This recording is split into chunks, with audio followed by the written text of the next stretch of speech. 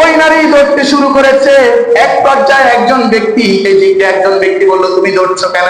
কিছুক্ষণ আগে তোমার দুইটা সন্তানকে একসাথে শহীদ করা হয়েছে। তখন ওই নারী বলতেছে, আল্লাহর নবী কেমন আছে? সাথে সাথে ওই ব্যক্তি বলতেছে, আল্লাহর নবী এখনো দুনিয়াতে জীবিত আছে। সাথে সাথে ওই নারী বলছেন আলহামদুলিল্লাহ।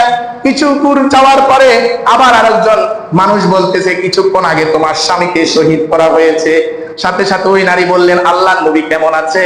তখন বলল, আল্লাহর নবী এখনো পৃথিবীতে জীবিত আছে। ওই নারী বললেন আলহামদুলিল্লাহ। কিছু দূর যাওয়ার পরে আবার আরেকজন বলল, তোমার স্বামীকে শহীদ করা হয়েছে। ওই নারী বললেন, আল্লাহর নবী কেমন আছে? সাথে সাথে ওই ব্যক্তি বললেন, আল্লাহর নবী এখনো পৃথিবীতে জীবিত আছে। ওই নারী আলহামদুলিল্লাহ বলেছেন।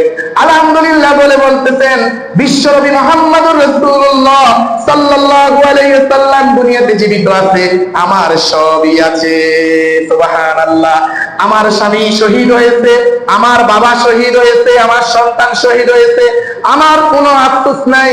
আল্লাহর জমিনে আল্লাহর নবী বেঁচে আছে, এর চেয়েও আনন্দ আর কিছু হতে পারে না।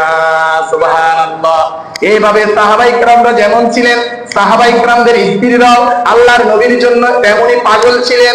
আল্লাহর নবীর জন্য তারা উৎসাহী করেছেন।